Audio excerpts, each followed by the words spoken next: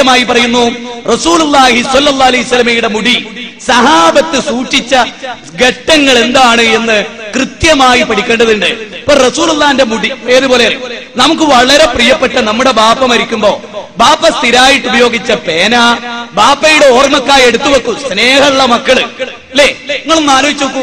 ബാപ്പട്ട ജുബ്ബ, ഇനി ബാപ്പാന്റെ വല്ല മുടി എവിടെയും കൊഞ്ഞത് അതെന്തിനാ ആരാധിക്കാനാ? അതിന് പുണ്യണ്ടെന്ന് വിചാരിക്കാനാ? അല്ലെങ്കിൽ അതിൽ നിന്ന് എന്തെങ്കിലും കിട്ടുമെന്ന് വിചാരിക്കാനാ? അല്ല, സ്നേഹമുള്ളവരൊക്കെ ചെയ്യണം. അതേ അവസരത്തിൽ അല്ലാഹു സുബ്ഹാനഹു വ തആല അവർക്ക് നൽകിയിട്ടുള്ള എല്ലാ കഴിവുകളെയും നമ്മൾ അംഗീകരിക്കുകയാണ്. മുഹമ്മദുൻ സല്ലല്ലാഹു അലൈഹി വസല്ലം ഹജ്ജത്തുൽ വദാഇൽ വെച്ച് മുടി വടിച്ചപ്പോ സഹാബത്തിന് മുടി വിതരണം ചെയ്തിട്ടുണ്ട്. അതാരും നിഷേധിക്കാൻ പോയിട്ടില്ലല്ലോ. റസൂൽ വിതരണം ചെയ്ത മുടിയിൽ ബറക്കത്തുണ്ട്. അല്ലാഹു ഒരു വസ്തുവിൽ ബറക്കത്ത് നിശ്ചയിച്ചാൽ അതിൽ ബറക്കത്തില്ലെന്ന് പറയാൻ ആർക്കാ അധികാരമുള്ളത്? ചെങ്ങായി, അതിന് പുണ്യണ്ടെന്ന് വിചാരിക്കാനാ? അല്ലെങ്കിൽ അതിൽ നിന്ന് എന്തെങ്കിലും കിട്ടുമെന്ന് വിചാരിക്കാനാ? അല്ല.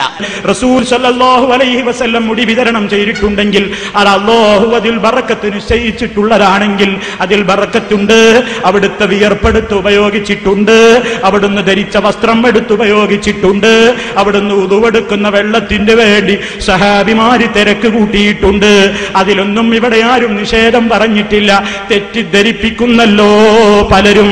അതുകൊണ്ട് എവിടെ നിന്ന് ബർക്കത്ത് ലഭിക്കുമെന്ന് പ്രതീക്ഷിക്കുന്നുവോ അതിലാഹാൻ. ഒന്റെ ചെങ്ങായി, മന്ദബുദ്ധിന്റെ താഴത്ത് 25 വരട്ടെ, ചിലപ്പോ ഭാര പ്രതിഷേധിക്കും. നബിയുടെ മുടിക്ക് മഹത്വമുണ്ട്. സഹാബികൾ ആ മുടി കൊണ്ട് ബർക്കത്തെടുത്തിട്ടുണ്ട്. മുജാഹിദുകൾ അതിനെ നിഷേധിച്ചിട്ടില്ല. അതിന് പുണ്യണ്ടെന്ന് വിചാരിക്കാനാ? അല്ലെങ്കിൽ അതിൽ നിന്ന് എന്തെങ്കിലും കിട്ടുമെന്ന് വിചാരിക്കാനാ? അല്ല. മന്ദബുദ്ധിന്റെ താഴത്ത് 25 വരട്ടെ, ചിലപ്പോ ഭാര പ്രതിഷേധിക്കും.